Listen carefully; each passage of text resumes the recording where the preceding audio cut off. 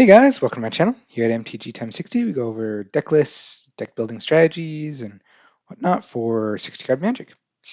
Today we're going to be talking about a very fun deck that uses Tolarian Terror to get out, big creatures very early on, and then just kind of disrupts the opponent's plans and board and all that until you win. This is part of our Epic on a Budget series. So the whole deck costs under $20 using TCG player prices. If you click the link in the description below, it will likely say a slightly larger or very much larger number right around here. That's just because it defaults to, I think it's Card Kingdom prices, or it might default to something else. So just make sure you're pulling from TCG player and you'll get that price. All right, so let's jump into it. Here we have the deck list sorted by categories, okay? And basically we have creatures, we have lands, of course, so you need to be able to cast stuff, ways to fill our graveyard, and then we have removal, okay? Disruption for our opponent's board. All right, this is a little bit more helpful, I feel like, than looking at the mana value for this deck, because really, if you look at the mana value, it's basically just lands, 1-drops, and 2-drops. Okay, that's really all it is. So let's look at the big idea cards here. Tolarian Terror. It's a 5/5 that technically has mana value of 7, 6 in blue, but it costs 1 less to cast for each instant and sorcery in your graveyard. Okay, so we're going to be casting a bunch of instants and sorceries. We're also going to be filling up our graveyard through self-mill, stuff like that. So this generally costs a single blue. Occasionally, you end up having to pay 2 or 3 for it, but basically, most of the time it costs a single blue. Okay. It also has Ward 2, which is very nice, because especially if you get it out early, it can make it very difficult for your opponent to remove it. Okay.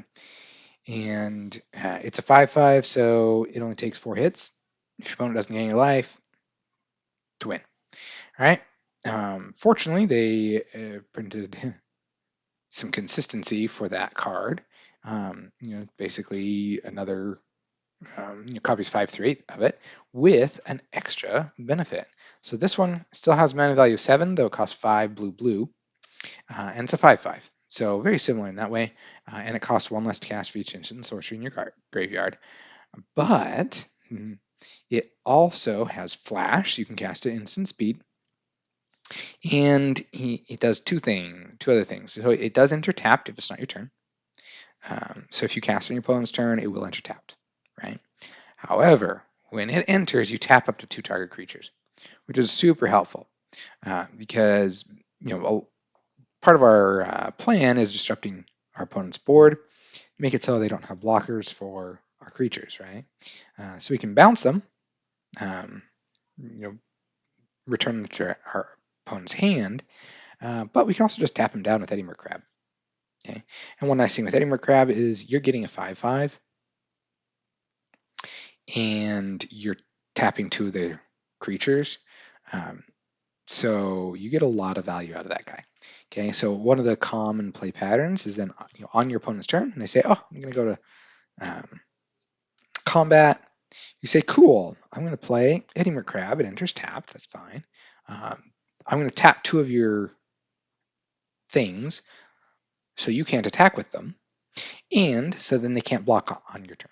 Right? So then by the time it gets to your turn, you untap your Eddymurk Crab. It doesn't have summon 6 anymore. Their 2 things are still tapped, and you can swing in with your Eddymurk and any Tolarian Terrors or other Eddymurk Crabs or other creatures that you have, right? So it's kind of a powerhouse there. And like similarly to Tolarian Terror, you're generally casting it for just double blue. Tolarian Terror costs as little as a single blue. They have different pros and cons, right? But together you can generally have a 5/5 and generally more than 1 5/5 going at your opponent. Okay, it doesn't take very many of those before you win the game. All right, so everything else is kind of working towards that game plan, supporting that game plan. All right, we have ways to fill our graveyard. So cash grab is one. You just mill 4 cards. It's an instant. for 1 and a green that mills 4 cards. You can put a permanent card from among the cards milled this way into your hand. Okay, we're never going to control a squirrel, so the rest of it doesn't matter. But basically, just mill 4 and put a permanent card from among them into your hand. That's pretty nice because we don't actually want permanents in the graveyard specifically. We don't really care about, like, we don't get any value from permanents being in our graveyard. So if we do mill over land or a Tolarian Terror, an Eddymurk Crab, or anything else, we'd love to have that back in our hand. Okay, so that's very, very nice. It's one of the best enablers this deck has. Okay, Picklock Prankster. You'll notice this is primarily for mill. Okay, so it has it's a creature with an adventure. The adventure is one of the big reasons why we play it, but it's always good to have an extra spell attached to the mill spell. Okay, so this one costs 1 and a blue, and it's an instant. You mill 4 cards, and then you put an instant, sorcery, or fairy card from among the milled cards into your hand. This one is maybe not quite as optimal as Cash Grab in what it puts back into your hand, but it's still very helpful. We do have a lot of instants and sorceries, so we can get, and you can pick up a fairy, so that's just another copy of Picklock Prankster in this deck. So you can, get something back into your hand, but you're really kind of wanting to fill up your graveyard. So it's not really something I, would do on turn 2 if I had Cash Grab, right? I'd go turn 2 Cash Grab before I did turn 2 Picklock Prankster. However, it adds consistency, and that is very nice because we really want to only be paying 1 or 2 mana for our big 5/5s. Okay, and that definitely helps with that. And also, of course, putting another unsummon or a Cash Grab into our hand from among the milled cards, that's very good. Of course, the really nice thing about this is that on top of being a very serviceable mill card, it also can then be a creature with flying and vigilance. So that's very nice. 1/3 with flying vigilance, that can block little flyers that would fly over the top of your 5/5s. And it can, of course, swing in sometimes when the others can't, just because it has evasion. Okay, so that's a very nice little card there. Seed of Hope. That's a little bit like a mini Cash Grab. Okay, so it costs a single green for an instant. You mill 2 cards, and then you can put a permanent card from among the milled cards into your hand, and you gain 2 life. That is convenient. You have 4 copies of it, so you have 8 extra life kicking around in your deck. That is not insignificant. Okay, especially because occasionally we'll be paying life to our lands, and occasionally we'll just, get hit by some aggro deck, and sometimes Seed of Hope is what saves you. Okay. So that's very nice. Also, that's a great turn 1 play. Honestly, like, one of the best starts to the game is turn 1 Seed of Hope, turn 2 Cash Grab. You can often power up a Tolarian Terror or an Eddymurk Crab just with those. Okay, then we have Sleight of Hand, which doesn't mill, but what it does do is a sorcery for a single blue. You look at the top 2 cards of your library, put one of them into your hand and the other on the bottom of your library. Okay, so you're only getting 1 card into your graveyard with Sleight of Hand, but you do just get to pick whatever you want from the top 2 cards of your library to put into your hand. So it's a little bit more flexible with what you're putting back in your hand than Seed of Hope or Cash Grab or Picklock Prankster. Okay, you just aren't filling up your graveyard as fast. So slight trade-off there, but it's a very good card. This one is another one where I would play it later in the game rather than earlier in the game if I had other stuff to play. Just because it doesn't fill up your graveyard as fast, but you do have more flexibility, right? And later in the game, that flexibility is very nice. Okay, so that's just basically how we fill up our graveyard. Notice how with each of these we are getting something. So we're not really going down on cards when we play this, unless we're really lucky and just a bunch of instant sorceries goes in the graveyard. That actually makes our day because then Tolarian Terror and Eddymurk Crab are all charged up. Right now, if that happens late game, maybe you're not quite so happy with that. But if you're looking for Tolarian Terror or Eddymurk Crab, and you just have a bunch of instant sorceries on the top of your graveyard, top of your library, I mean, then you might be glad that you just milled them out and you're closer to your next one, right? But yeah, each of these gives us something, okay? And that's really nice because we need lots of cards, right? So all of these replace themselves. All right, so then next up we have our removal, okay? This one is really a secondary ability. We'll get to that in a second, but it can be a fight spell, okay? And so just target creature you control, fights target creature you don't control, that you can use it for that. Stern Dismissal, or bounces something, return target creature or enchantment an opponent controls to its owner's hand for a single blue, okay? Unsubstantiate, costs 1 blue, it's instant. You return target spell or creature to its owner's hand. That's the only thing we have, like a counter spell or something, because we want to be able to play fairly proactively. And so being able to bounce stuff is really nice. We don't really want to play just straight counter spell because we can only play that in response to their spell pile it's on the stack. But this can serve as a pretty good counter spell in a pinch if you need it, right? So oftentimes all you need is one turn. So someone plays a big spell, you just say, "Oh, have that back," and then you win before they can cast it again. Other times, just delaying them a single turn is all you really need. Even if they cast it again and whatnot, you are still just ahead on mana and whatnot. Okay. And playing times, you just bounce a creature. Note that you can bounce your own creature. Okay. Unsummon, it's just super straightforward. Single blue for an instant, return target creature to its owner's hand. That's your opponent's creature or your own creature.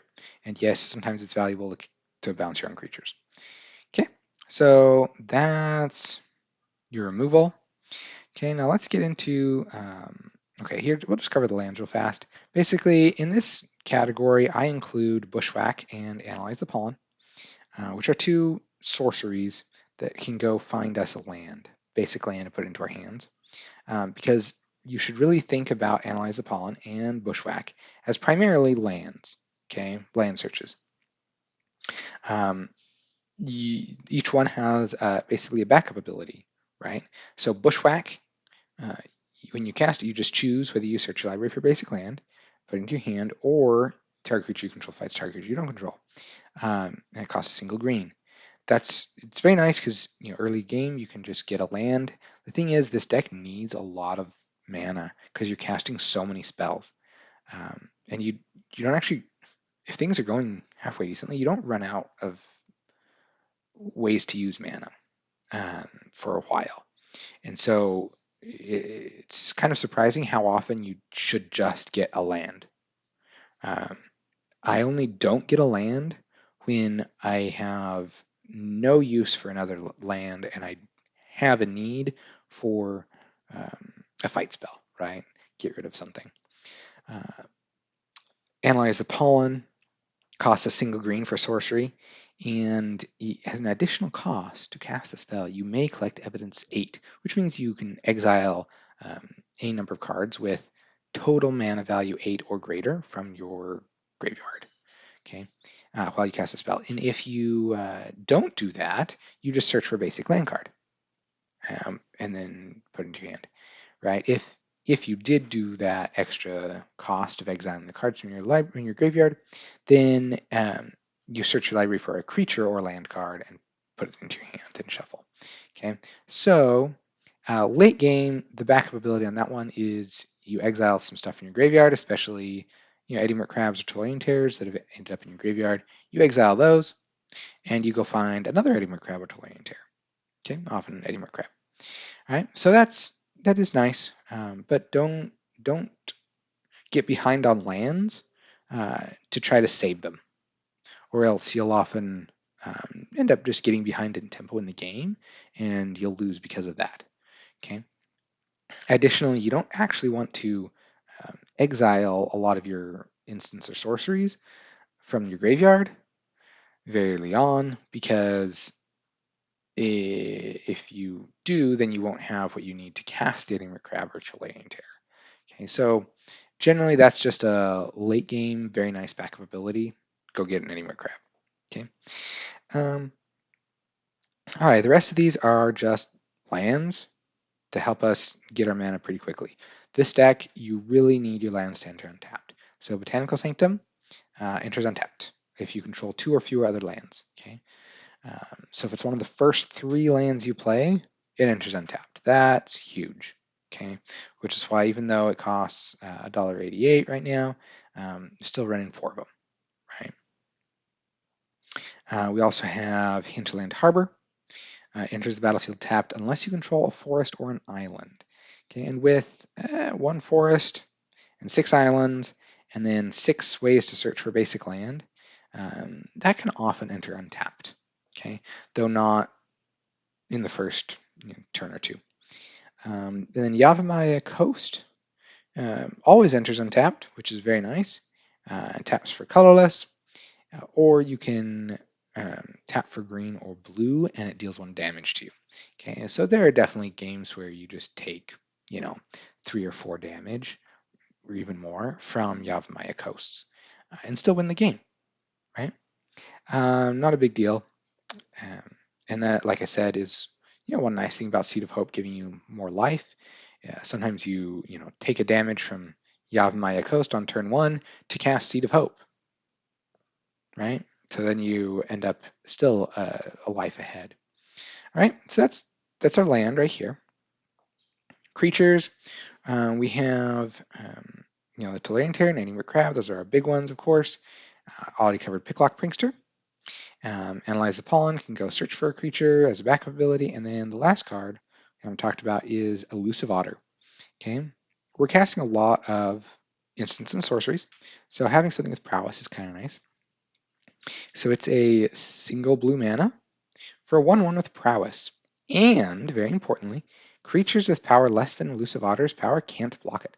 So it has a very, very powerful evasion ability too, which is very nice. And then the adventure on it is a sorcery for X and green. And you distribute X +1/+1 counters among any number of target creatures you control. That's pretty nice. That's very nice. It's a pretty good rate for that kind of a backup ability. Okay, so early game, especially if you don't have crabs and terrors to get out early, definitely start playing out your otters early. Don't worry about the adventure, right? Like we're playing this mostly for the fact that it's a prowess creature with a powerful evasion ability, right? You'll deal a lot of damage with these otters. Okay, because then as you're playing all your instants and sorceries, powering up your Tolarian Terrors and Eddymurk Crabs, you can be swinging in with an Otter and getting in a decent amount of damage that way. Okay, also it can block stuff because you do have instants to cast to power up the prowess on your opponent's turn, or it can just chump block, right? Any of those can be useful. One nice thing though is with this Grove's Bounty, the adventure on it, if you get that later in the game, you can use that to put +1/+1 encounters on another otter, so that its evasion works even better because it cares about the power. Or you can put it on Picklock Pranksters, right?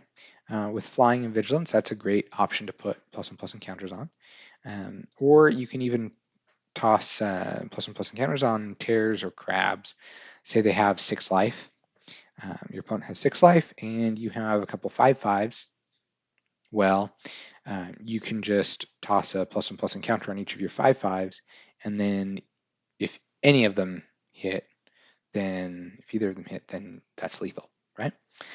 So a lot of flexibility there. And one cool thing with the Elusive Otter, and to a lesser extent Picklock Prankster, and definitely Eddymurk Crab, is you can unsummon or unsubstantiate them. You can just turn them to your hand and get the adventure or the enters the battlefield effect for Eddymurk Crab again, right? And that's pretty useful, honestly. Eddymurk Crab, when it enters, it will tap 2 target permanents. So you can, for example, if you have 5 mana, a crab, and an unsummon, you can take out 4 of your opponent's creatures, from combat, right? So say you can swing in for lethal, except they have 4 blockers. Well, you can get rid of all 4 of those blockers by just casting Eddymurk Crab, tapping 2 of them, unsummoning your crab, and recasting it, right? So stuff like that is super beneficial. Also, just a little side note, you can bounce Tolarian Terrors after someone tries to remove them. So you can just let them pay the ward cost. After that resolves, and after they pay the ward cost and all that, then you just bounce it to your hand. And then they're down the removal spell and all the mana to cast it and the mana to play the ward cost. And you might be down a friend, but you often win the game, right? So that's basically how the deck works. Okay, let's get into, let's head to the playtester, yeah. Okay, let's see, here we go. Okay, so what we're looking for with our opening hand is a way to, of course, lands, and a way to fill our graveyard, and ideally we'll have a threat or two, but if we have stuff that digs us towards our threat, like Seed of Hope or Cash Grab, that's really pretty good too, right? However, if you have just a couple lands and 5 Tolarian Tears, or crabs, you can't have 5 Tolarian Tears. You have 3 Tolarian Tears and 2 crabs. You're probably not going to actually do anything that game, right? So it's more important to have at least 1 or 2 lands.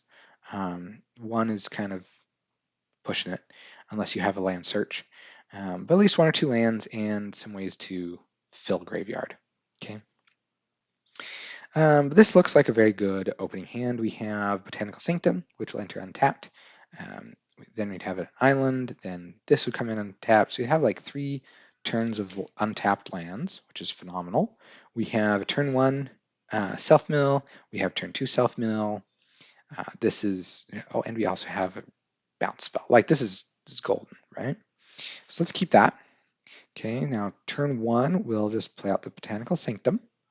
Tap it for a Seed of Hope. Okay, so that goes into our graveyard, and we mill 2 cards, right? So we didn't actually get any permanent from that, but we have 3 instants and sorceries in our graveyard because we milled a Sleight of Hand and another Seed of Hope. Okay, so let's gain those 2 life. So I'm actually pretty happy with that.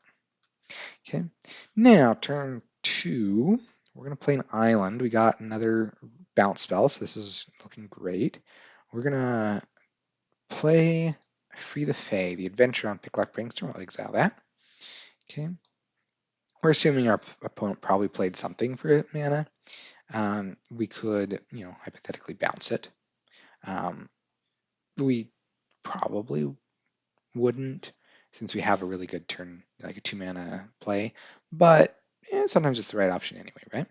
All right, so let's mill 4.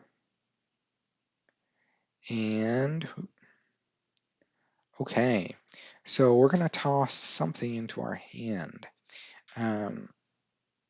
All right, so Botanical Sanctum is definitely going to go. We already have 3 instants and sorceries in our graveyard, so we'll have a 4th one as soon as this goes in.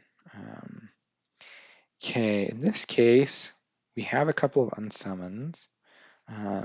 I would probably keep the Bushwhack, either for a land or for a fight spell if we need it. Okay, so now we have, just look at our graveyard, we have 1, 2, 3, 4. Okay, so we have 4, and we'll put this in our hand. And free the Fae. Okay, so now turn 3. Oh, good, we got another terror. All right, so right now our terrors cost 3 mana. Okay, we're going to play Hinterland Harbor. It enters untapped because we control an island. Okay, and now, say our opponent, played something on turn 1, something on turn 2, then one thing we can do is just play tap a couple, unsummon both of those things. And now we have 1, 2, 3, 4, 5, 6 instants and sorceries in our graveyard, which means that Tolarian Terror is free. Okay, so we're going to play that out. Okay. So that's turn 3. We've got a 5/5. Our opponent's board is non-existent. Okay, that's a pretty good spot to be in for us. Not so much for them. Okay. Now we assume they played something. We can do a number of things here. One thing to keep in mind is we can bushwhack for a basic land and then play a basic land. Okay. Now that's probably a pretty good option. However, if your opponent has something, do you really need to just fight? For example, if it's got a really good enters the battlefield effect, um, then you don't necessarily want to be bouncing it, right? Uh, and that's definitely one of the cases where using this as a fight spell would be good. We're just going to, do something kind of normal. Just play this as a island search, and then we're just going to put it in our hand and play it, right? Alrighty, so then we have that. We can play another Free the Fae, and we could put one of those into our hand. Okay, and depends on what we want, what our situation is, but definitely unsummon seems like a pretty good one. Sleight of hand could definitely be another good one, or Picklock Prankster. Really, any of those could be good. We aren't trying to just fill up our graveyard anymore, so Picklock Prankster is not necessarily quite what I'd be going for. But if we're just needing some extra removal, great. If we're needing more Tolarian Terrors or whatnot, I'd go with Sleight of Hand. So it kind of depends on what we're up against. But let's take an unsummon, okay? And then the rest of the stuff just goes in the graveyard. All right, now if you want to, you could unsummon something right now and swing in with Tolarian Terror. You could swing in with Tolarian Terror and wait to unsummon something until your opponent plays it. Or you could, just swing in. Maybe they chump block. Maybe they don't. Maybe you get in for 5, right? Because maybe they really like their creature. It's a utility creature. They don't want to lose it. Okay. And you could just play out another Tolarian Terror. Cool. Pass turn. Oh, right. Another Tolarian Terror. All right. So then we could play out another Tolarian Terror. And at this point, we've got 2 without Summon Sickness. Maybe we bounce whatever they played. And for good measure, we will play a Picklock Prankster, since we can, right? And then swing in. We've got blockers. We've got some other stuff. So maybe they chump block 1, right? And we get in for 5, all right? Okay, cool. So we have a land. But we also just have, now a flying 1/3 with vigilance and 3 5/5s, right? So if they're at 10 life, they'd have to block at least 2 of these. Right, so this is probably going, in a lot of cases, this is going to be enough. Attack with that thing with vigilance. That's probably going to be enough to win the game in a lot of cases. Okay, so that's really the deck. I think it's a ton of fun to play. It feels pretty epic, honestly, to just play a bunch of big creatures and then just kind of tap your opponent's stuff and bounce your opponent's stuff until you win. Swinging with those big creatures, right? And in that playtesting, we didn't really even see Eddymurk crabs or elusive otters, but I think both of those are very strong creatures, incredibly strong. I've won so many games with Eddymurk crabs, it's not even funny. So anyways, hope you enjoy this, and definitely if you build a deck, let me know how it goes. I'd love to hear about it. And if you enjoyed this, hit the subscribe button so you find out about our next videos. And we'll be doing more of the Epic on a Budget deck list in just a few days. So see you later. Have a good one. Ciao.